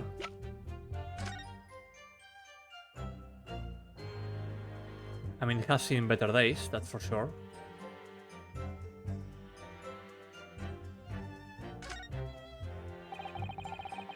It's a very sturdy looking padlock, isn't it? The money box is sealed with beeswax too. So, if Mr. Shams were to get up to any mischief, it would be found immediately. Mr. Narhodo, mischief of that kind is not the sort of thing that Mr. Shams would... You know you didn't finish that sentence, don't you? Well, anyway. It's understandable that the gas company would want us to safeguard the money that's rightfully theirs. But it does feel a little over the top, perhaps, isn't it? Nothing that we can examine, I guess. Ooh. Oh, what's... I've just spotted something, Mr. Narhodo. Just here, there is a little hole, do you see? Goodness, you're right. I wouldn't have noticed. It's not a very neat hole, is it? Not professionally made, I would say. So, you think it may have been opened up by Mr. Shamspear? Possibly. Seems the people at Almondras must have missed it. Well, it certainly seems to go all the way through to the inside. Yes, but there's no way that a coin could fit through here. It's true, but even so, it seems more than a little suspicious.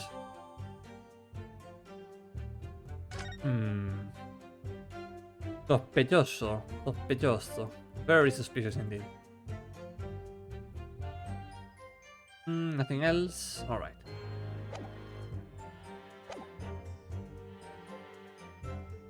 Hold it! There's only one key for all of your meters? Well, in truth, there's another key in the company vault at our main office.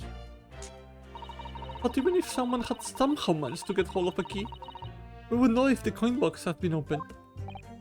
Oh? How?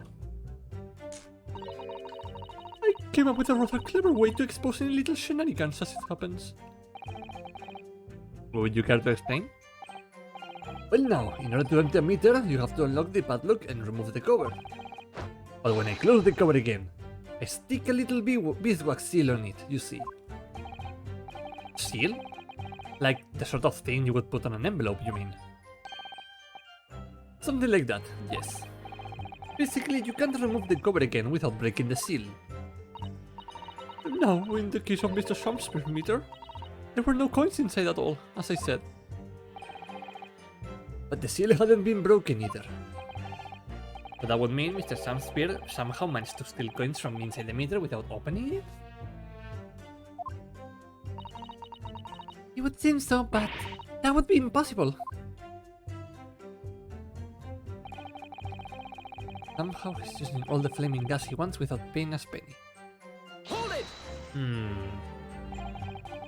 How do you know that he's been using gas though? Well now, since I started investigating this bloke, I've been to his room more than a few times. On every single occasion, his lamps have been blazing and his stove pounding. It's the middle of winter and he still turns to me, blood dripping down his cheeks and says, Get thee to a nunnery. Hamlet indeed! Oh, I could wring the bloke's neck. I get all hot under the collar, but still. Every time I open up that flaming meter, it's empty! He's robbing me of my salary too. What is wrong with the world? Where is the justice? But how can Mr. Shumspear possibly be stealing the money? I don't understand. Simple explanation is right before your eyes. What? A toast. You eventually realizing that the gasman could be an accomplice. You what? Good lord! Eminently plausible indeed. Well, what do you have to say for yourself? Ooh. Oh, please, Lady Queenbee. I'm a faithful worker. And besides, if the money gasmen collect doesn't tally with how much gas has been used, you took your pay by the same amount. So you would be stealing money only to have the same amount taken from your wages. Clearly, that makes no sense. Perhaps it's a case of losing the battle to win the war. No, it's not gonna stir up that hornet's nest. If I went stealing from the company, I would be finished. It would seem there is no evidence to support the claims of thievery made against the victim. Because Mr. William Shakespeare is innocent. Pray, forgive me if that shuttersome illusion my learned Nipponese friend was clearly under. Ugh. Certainly didn't expect to uncover another crime that looks like it's been taking place in the very same room. According to the testimony, it's only the meter in Mr. Shumspear's room that's under suspicion. It does seem as though perhaps it has nothing to do with the incident involving Mr. Natsume. I know, it does seem that way. But the fact is, since I've been practicing law in England, I feel like I have encountered this at least once already. Cases that are interlinked. Oh, It may seem that the two cases have nothing to do with one another at first, but in fact, they are intimately connected. yes, we have experienced that before, haven't we? I wonder if this is another instance. Perhaps, but we can't be sure of that yet. If the Altamont Gas Company has been investigating Mr. Shumspear so earnestly, there must be something to it. Then, how has he been managing to steal their gas? Okay. Meter, it has been tampered with. There's like a hole in the bottom.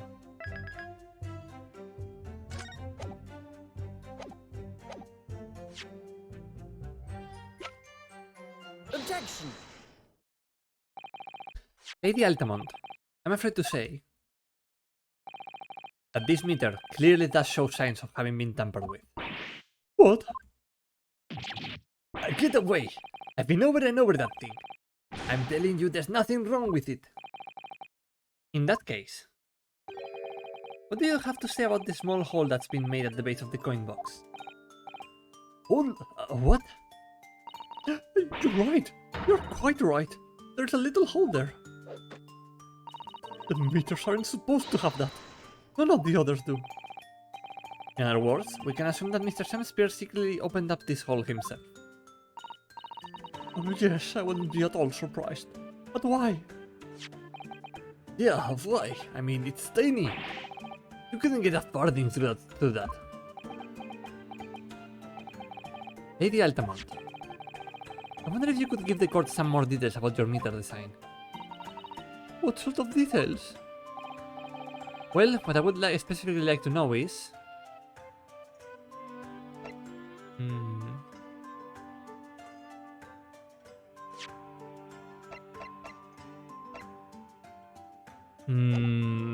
how it differentiates coins? What does the meter tell the difference between different coins? What do you mean? Well, for example, if someone were to put in 1 penny coin, that wouldn't work presumably, would it? No, of course not. So, well, how does the meter know that the coin it's been fed is a true penny bit? Oh, I see what you're getting at now. The meter tells coins apart by their shape and size, which includes their thickness. A threepenny bit is about 3/4 of an inch in diameter, you see. Other coins just won't fit. Ah, I see. It's clearly been very well thought out. The witness will amend her formal testimony with that information in case it is pertinent. As you wish, my lord. The meter is designed for coins of the exact diameter and thickness of a true penny bit. Nothing else will fit.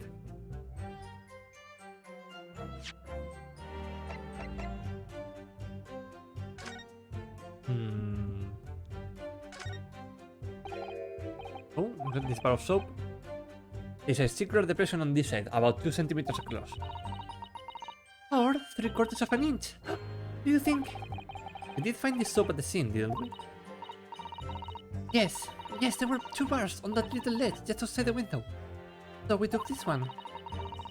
But I'm sure that when we first found it, there was some sort of reddish medallion in the middle of there. I remember it clearly. Yes, but there is no sign of it now. Where could it have gone? Right?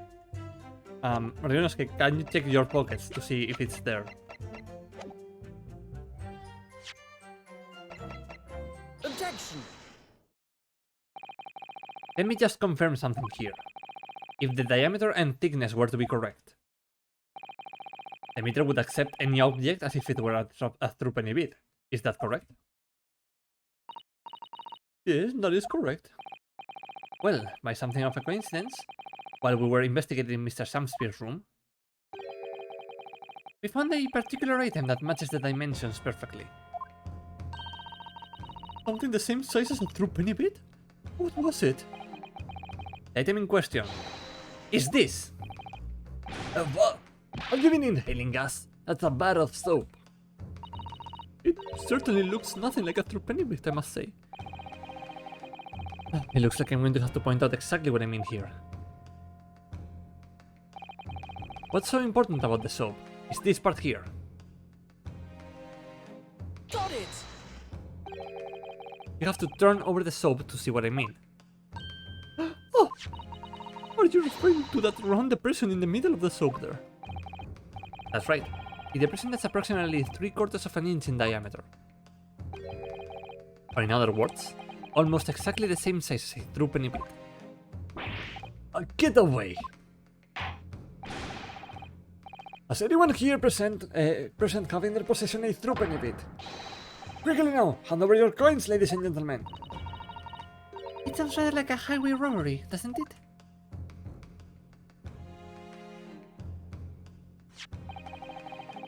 Thanks to a kind member of the public in the gallery, I have here a true penny bit.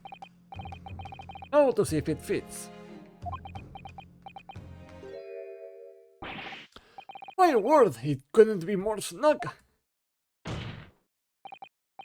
Yes, as I suspected. This, without a doubt, is a vital clue to explain how the Altamont Gas Company is being defrauded. Well, I don't believe it.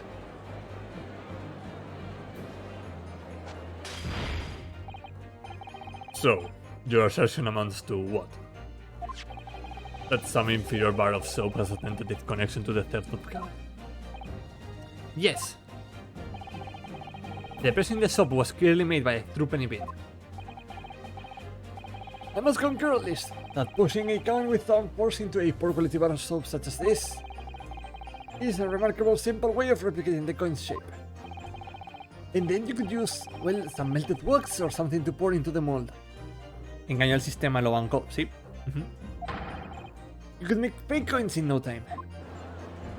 And then the wax would melt and go through the hole in the middle. And it would come out. And that is what the puddle is here. El charco, no. Damn it. No. This is a puddle of wax that fell from here after being heated up. Oh, that is so smart. This brings all of the pieces of the puzzle together. It's the method Mr. Shamspeare has been using to steal the gas. That's the missing link. Now, if I follow the chain of thought, it's going to bring me to a new explanation for what happened that nobody's considered yet. But this is all nonsense. If the man had been making fake coins, my worker here would have found them when he emptied the meter.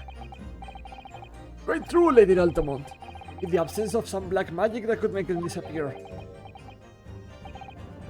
I see. That's what we're dealing with, is it? There's one form of black magic that could cause the fake coins to disappear into thin air. Yes. Exactly. And the meter here gives it away. Oh, what on earth? There are remnants of the magical method used visible on the gas meter taken from the victim's room. If that is your sensor counsel, the defense will identify these remnants for the court at once. Where on the meter can the remnants of this method used to make the fake coins disappear be seen? And this is the wax that's made for the lock. So this is not the one of it. So it must be the hole, right? Got it! We found this bar of soap at the scene of the crime, just outside the victim's window. Outside? Yes, outside, where you yourself, Mr. Mitterman, were loitering, in the freezing winter air. That's where we found this soap. Ah, I get it. That's right. The answer, of course, is ice. ¿Cómo? What? Oh, he was using water, not wax. Okay, that makes more sense. I mean, wax could have also been a good idea, but agua, ice... Did you say ice?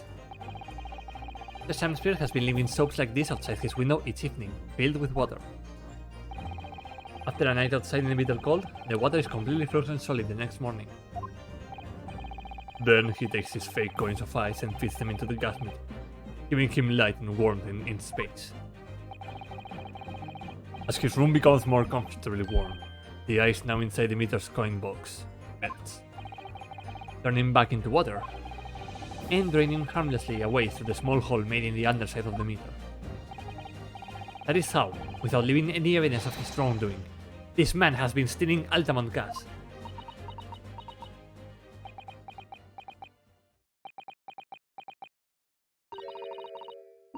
Just like that. So simply. Is he trying to make us look like idiots? I mean, probably.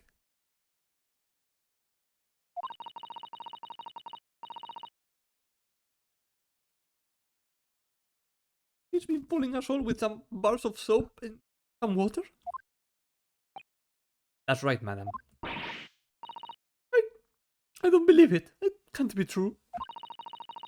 Do you have any idea how much money we spent to the repair of that new meter? And now you have the audacity to suggest that a bit of soap and some water can render it totally useless. I'm fairly sure I didn't design it. Evidence. Sorry? I want evidence. If you're going to stand there and tell me our meters are rubbish, I want to see proof. He's very good at enforcing accountability, isn't she? Well, we do have evidence. Very well, Lady Altamont. If you would like evidence, I'll provide it. What? Mr. Naruhodo, are you saying you do actually have evidence to support this theory? I did notice a trace of something that bothered me a little at the time. I have a feeling that this theory we've come up with now could explain it. The piece of evidence that substantiates the theory about how Mr. Sam Spears has been stealing gas is the crime scene photograph. Take that! This is a photograph of the scene at the point when the victim was discovered, taken by Inspector Gregson. And it clearly shows the remnants of the crime carried out by Mr. Sam Spear. What remnants?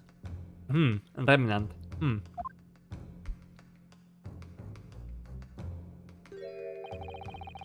Here you can see the gas meter on the wall in Mr. Sam Spear's room. Now, look closely at the floorboards directly underneath the meter.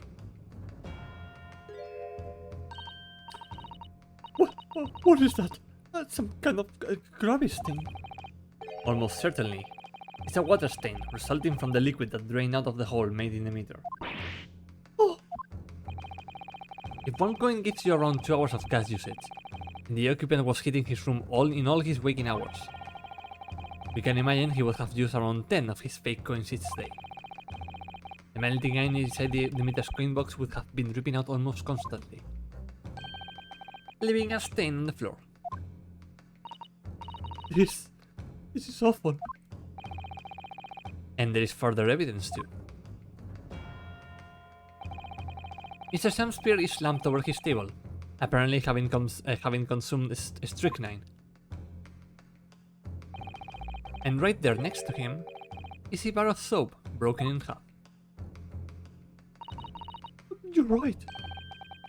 It would appear to me then, Counsel, that the man was eating the soap, was he?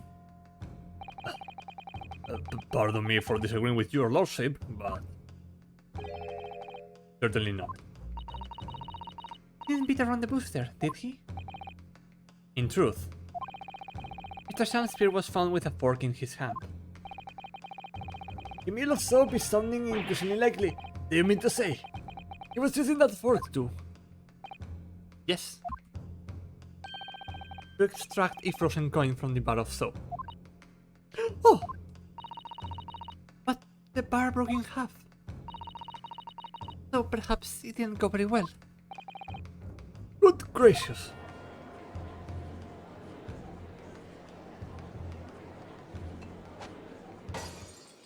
Oh, la botella. Lord Van Six? Was throwing my hand up in despair, and happened to catch my hallowed bottle on the way. Pray forgive my maladroit mistake. Where's the beginning of this, Counsel? Allow me to pose my learned friend a question. What exactly did you establish with your most recent cross-examination? Well, That Mr. William Shakespeare is a liar and a thief. In other words, that his testimony is unreliable. that's it. That's exactly it. Very well.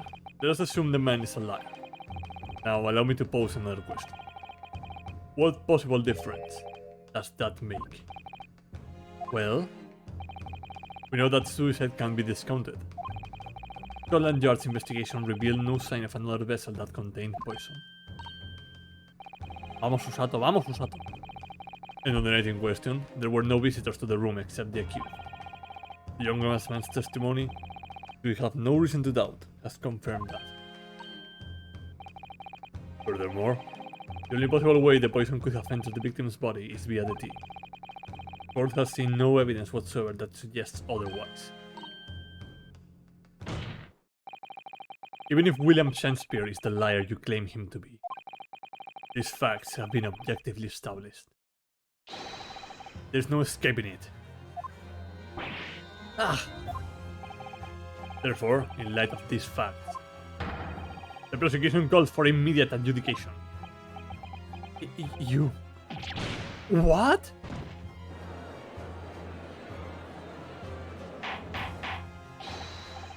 Order! Order! Well, Counsel, how does the defense respond? Mr. Naruhodo, He's like, nope, nope, nope. No puede. No puede ser. What was the point of that last cross-examination?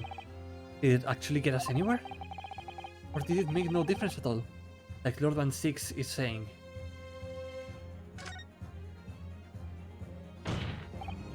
No, this isn't over. The defense will not rest. What? But, Council, you have successfully explained everything. You identified and substantiated the unscrupulous method employed by Mr. Samspear to consume gas. What more is there to discuss? Lord Van Six just highlighted 3 facts in order to make his point. But contrary to what he would have the court believe, not all of them have been objectively established at all. What are you trying to say, my Nipponese friend? At least one of those so-called facts is an assumption, made due to a lack of evidence. But the situation has changed now, following the cross-examination of the latest witnesses to take the stand. Don't be absurd. What is this nonsense? Yes, when you bring everything we've learned so far together and consider it as a whole, it is clear.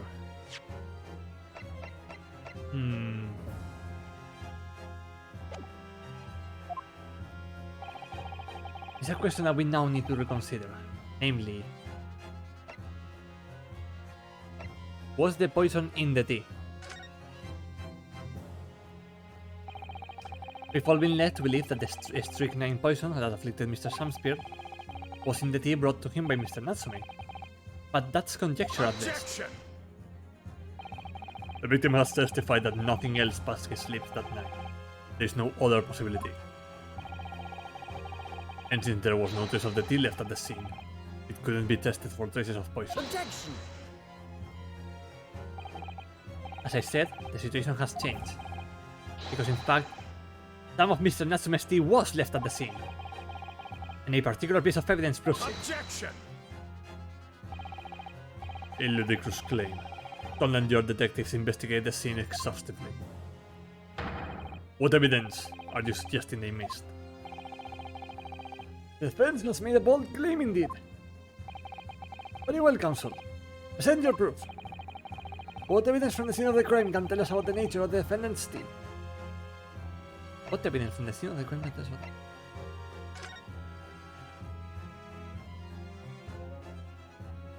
No, there are no drops here.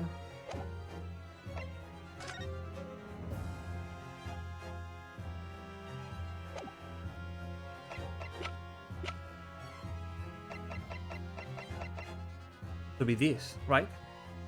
Take that! What exactly is this piece of evidence supposed to reveal about Mr. Natsume's tea, Counsel? Well, I suspect it may possibly be related to it in some small way. But I mean, there's like tea marks. It shouldn't. Then you will be digging for a very long time indeed, my learned friend. Oh, We are at the bottom of the deepest chasm. You will find no sense in that absurd assertion. porque así que es el. Ugh, sometimes I wish I could disappear down a deep chasm to escape his deep sarcasm. Then I advise you to think more deeply before you answer again this time.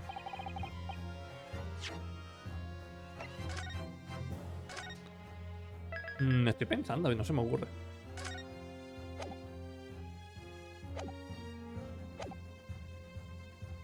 Wait. If he was using ice coins, why was there a reddish depression in here? Because it was not. It was tea. Take that! Good gracious! He's up again? The same bar the victim used to fashion his coins of ice? Yes, that is right, my lord. He has just come back to me. Something about when we first found this bar of soap at the scene yesterday. It's more bars of soap. Soap? What are bars of soap doing lined up on a ledge outside the window? I'm quite certain that when we originally stumbled upon the bars of soap, there was actually a frozen coin in each bar. So you discovered the gas thief's coin factory. Fascinating. In a way, yes. But there is more. The coins we found in the soap at the time weren't normalized. There was something strange about them, you mean? Exactly. Something very obviously strange. They were red. The ice was red? No. You mean... That's right. It's obvious to me now. Fake coins in the soap were made from frozen tea. What? I will remind the court of a statement made by Mr. Natsume earlier in this trial. That evening, yes, I did take some freshly brewed tea with me when I visited Mr. Shamspear's room, as a gift. The public water pump outside always freezes at night, so I bought bottled water especially to make it. And that is the result. Never will I touch tea again, never. Ah, yes, I believe there had been a snowfall that day. It was particularly cold. Sadly, on such occasions, the poorly constructed water mains in the east end are prone to freezing. So on the night in question, the Shamspear, having no running water to use, was forced to use the tea brought by Mr. Natsume in order to make his fake coins. My word! Vamos, lo tenemos. We got him. There were 2 bars of soap on the window ledge when my judicial assistant and I investigated the scene. That's right, and we only borrowed one of them. Which means that even as we speak, some of the defendant's tea is still present at the scene of the crime. Frozen solely in a bar of soap, outside of Mr. Shamspear's window. Extraordinary! Earlier today, Inspector Gregson informed the court that if even 1 drop of the tea remained, Scotland Yard would be able to analyze it for poison. As such, we are now in a position to prove or disprove what has until now been mere conjecture. By finding out for sure whether or not Mr. Natsume's tea actually contains strychnine or at all. Ugh, you smug Nipponese. My lord, we cannot do the defendant the injustice of passing judgment now. The police should be dispatched to recover the remaining bar of soap from the scene at once. The defense requested thorough analysis of the frozen tea embedded in it, to determine whether or not it contains any poison.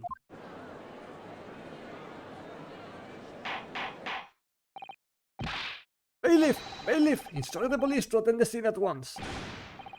Yes, my lord, understood. We're getting closer, it's right there. It would seem we have no choice but to suspend this proceeding for the time being. I trust you have no objection, Lord Van Six. None, my lord. Scotland Yard will recover the tea from the scene and carry out the requisite test immediately. The trial will resume at the same hour tomorrow. The prosecution and defense may conduct further investigations as appropriate as in the interim. Yes, my lord.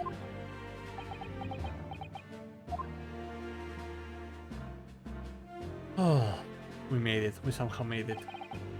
Well, managed to scrape through there somehow. Thank you, counsels. Court is adjourned until tomorrow.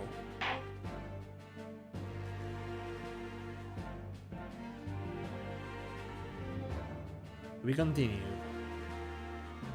I think this is a good place to leave it for here for today. Creo que lo vamos a dejar hoy por aquí. So until then, thank you everyone for being here. It's been a lovely evening once again. And I will see you all next time, once I manage to get out of here. Give me just a moment. Back to title, save, once again.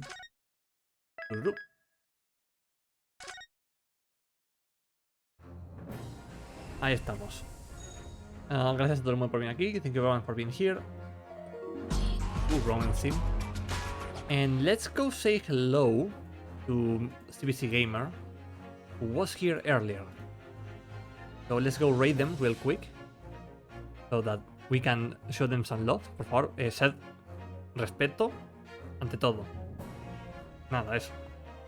Nos vamos. Let's go raid CBC Gamer. And until then, I will see you all next time. Bye bye.